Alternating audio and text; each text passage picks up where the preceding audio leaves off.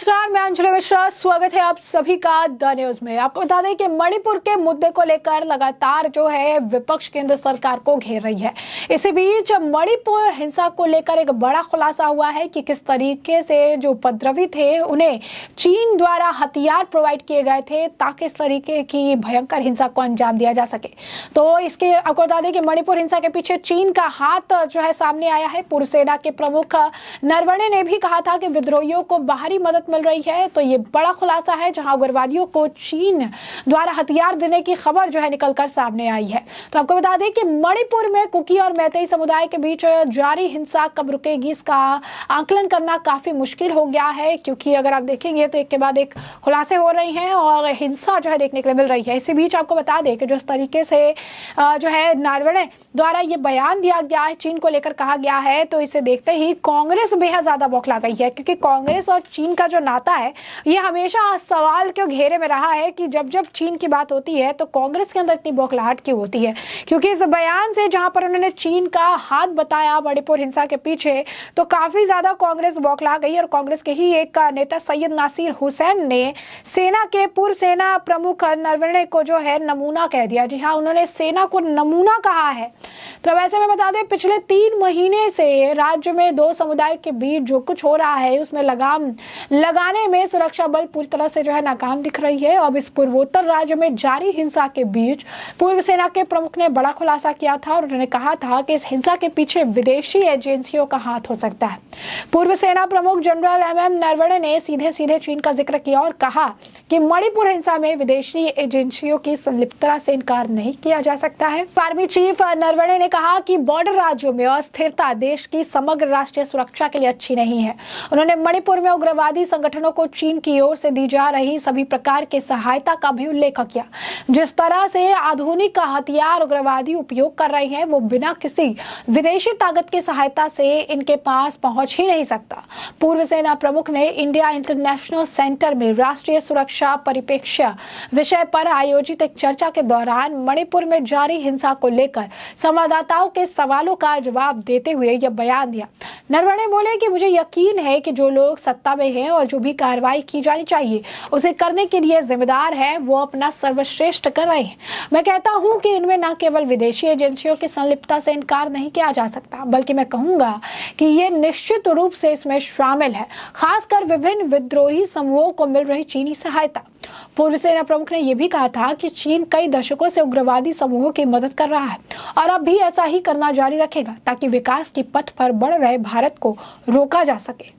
चीन की नीति रही है कि अपने मजबूत पड़ोसियों को किसी ऐसे मामले में फंसा दिया जाए, उलझा दिया जाए, या उन्हें आप कह सकते हैं कि उसमें आप कह सकते हैं कि पूरी तरीके से उलझाया जाए जिससे वो अपने मुख्य एजेंडे पर फोकस ना कर पाए। पूर्वोत्तर राज्य में चल रही हिंसा में मादक पदार्थों की तस्करी की भूमिका से संबंधित सवाल का जवाब देते हुए जनरल सेवानिवृत्त नरवणे ने कहा कि नशीले पदार्थ मादक पदार्थों की तस्करी बहुत लंबे समय से हो रही है और बरामद की गए नशीले मादक पदार्थों की मात्रा पिछले कुछ वर्षों में बढ़ी है। उन्होंने कहा कि हम गोल्डन ट्रायंगल यानी वो क्षेत्र जहां थाईलैंड, म्यांमार और लाओस की सीमाएं मिलती है उससे थोड़ी ही दूर है। म्यांमार में हमेशा अव्यवस्था और सैन्य शासन रहा है। म्यांमार में सबसे अच्छे समय में भी वहां केवल मध्य म्यांमार में सरकार का नियंत्रण था और सीमावर्ती देश चाहे वो भारत के साथ हो या चीन के साथ या थाईलैंड के साथ, वहां सरकार का नियंत्रण बहुत कम रहा है। इसीलिए नशीले मादक पदार्थों की तस्करी हमेशा से होती रही है। तो अब देखिए किस तरीके से जो ये बयान है ये दिया गया है। उन्होंने ये भी कहा था कि संभव था हिंसा के खेल में ऐसी एजेंसियां या अन्य कलाकार होंगे जो इसमें लाभान्वित होंगे और जो नहीं चाहेंगे कि स्थिति सामान्य हो, क्योंकि जब यहाँ स्थिरता रहेगी तो उन्हें लाभ होगा। यही वजह है कि लगातार प्रयासों के बावजूद भी वहाँ हिंसा रुकने का नाम नहीं ले रहे हैं। मुझे यकीन है कि इस पर काबू पाने के लिए राज्य और केंद्र सरकार प्रयास कर रही है। तो अब देखिए किस तरह से उन्होंने एक बड़ा बयान दिया है और बयान से ये स्पष्ट है कि पूरे मामलों में अगर आप देखेंगे तो कहीं ना कहीं विदेशी संलिप्तता जो कही जा रही है, चीन का एंगल दिया गया है। जिसके बाद कांग्रेस, जिनका चीन से बेहद ज्यादा लगाव है, वो कह रही है कि ये भी एक नमूना ही है। तो आप देखिए कि सेना के लिए वो नमूना शब्द जो है वो इस्तेमाल कर रही है। सारी चीजें जो है कांग्रेस सेना के जो है पूर्व प्रमुख को नमूना कह रही है कांग्रेस के। ये आप देखिए किस तरीके से पार्टी है, जो ये एक ऐसी पार्टी है जो भारत का प्रतिनिधित्व करने का दावा करती है, लेकिन इसे लेकर जो है इनकी बयानबाजी हमेशा सुर्खियों पर रहती है। लोग ये पूछ रहे हैं कि राहुल गांधी और चीन के बीच मऊ में भारतीय सेना पर निशाना साधने की मजबूरी बन चुकी है, और यही मजबूरी है कि वो लगातार जो है इस तरीके की बयानबाजी करते रहते हैं और इस तरीके की बयानबाजी से नहीं हटते हैं। बता दें कि ये पहली बार नहीं है जब कांग्रेस इस तरीके के बयान दे रहा है। राहुल गांधी ने पहले भी कहा था कि चीनी सैनिक हमारे जवानों को अरुणाचल प्रदेश में पीट रहे हैं। यही नहीं, कांग्रेस के विधायक सोहेल अख्तर अंसारी ने तो गुस्से में सेना को गुंडा बताते हुए वो धरने पर बैठ गए थे। कांग्रेस ने सर्जिकल स्ट्राइक पर भी सवाल उठाए थे। उन्होंने जनरल विपिन रावत को भी सड़क का गुंडा कहा था। यही नहीं, ये कांग्रेस की सेना के लोगों के लिए नफरत को जो है बताती है। इससे पहले भी साल 2016 में हुए उरी अटैक पर भी कांग्रेस ने विवादित बयान दिया था, और इस वक्त भी उनके पैरने पे उन्होंने खुद ही कुल्हाड़ी मार चुकी थी। उरी अटैक पर कांग्रेस ने कहा था कि सरकार की गलत नीति से जितने लोग मारे गए हैं उसमें आधे तो पाकिस्तानी आतंकियों ने उरी हमले में नहीं मारे थे। तो ये सारी चीजें जो है उन्होंने कहे थे। उसके बाद आपको बता दें कि लोकसभा चुनाव के दौरान राहुल गांधी ने राफेल मामले में प्रधानमंत्री नरेंद्र मोदी को चोर कहा था। उन्हें कहा था कि चौकीदार चोर है, ऐसे शब्दों का इस्तेमाल किया था। यही नहीं, अवमानना का नोटिस जारी जब किया गया उसके बाद भी उन्होंने टिप्पणी की थी, और उसके बाद सुप्रीम कोर्ट में बाद में उन्होंने माफी भी मांगी थी।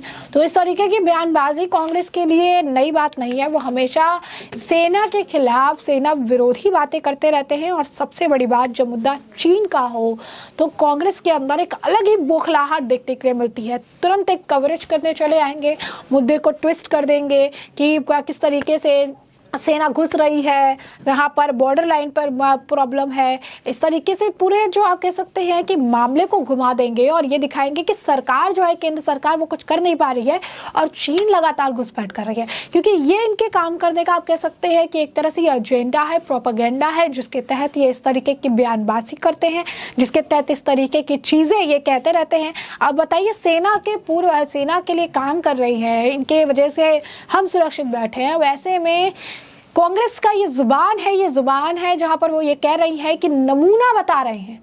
यानी आप सोचिए कि किस तरीके का स्तर है इनका, जहां पर सेना के ये पूर्व जनरल हैं और पूर्व सेना प्रमुख हैं, और ऐसे में इन्हें नमूना इनके द्वारा बताया जा रहा है। और ये बेहद ही ज़्यादा शर्मनाक है, बेहद ही ज़्यादा अगर आप कहेंगे तो एक तरह से आप कह सकते हैं कि इनकी मानसिकता को दर्शाता है कि किस तरीके की सोच ये सेना के लिए रखते हैं, किस तरीके की चीज़ें ये सेना के लिए सोचते हैं कि हमेशा चले आएंगे उठ के पूरी तरीके से चीन को एक आप कह सकते हैं शील्ड देने के लिए, उसके बचाव करने के लिए। तो ये डिप्टी सेक्रेटरी है PPC, minister of local government भी है, और यहाँ पर आप देखिए कि सैयद नासिर हुसैन द्वारा ये चीज़ें कही जा रही है जो कि बेहद ही ज़्यादा शर्मनाक है। और यही नहीं, आपको बता दें कि इस तरीके की बयानबाजी से लोग बेहद ज़्यादा नाराज़ हैं।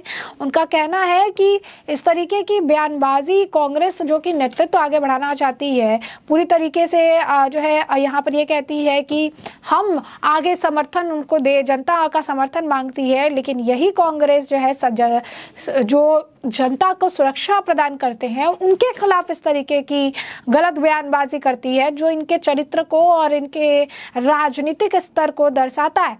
और यही कारण है कि लोग जो हैं इनसे काफ़ी ज़्यादा खफा भी नजर आ रहे हैं। तो ऐसे में हमने आपको जो पूरा मामला है ये बड़े विस्तार से बताया कि पूरा मामला क्या है, और अभी सब पूरे मामले पर आपकी भी जो राय हो हमें कमेंट सेक्शन में कमेंट करके ज़रूर साझा करिए। धन्यवाद।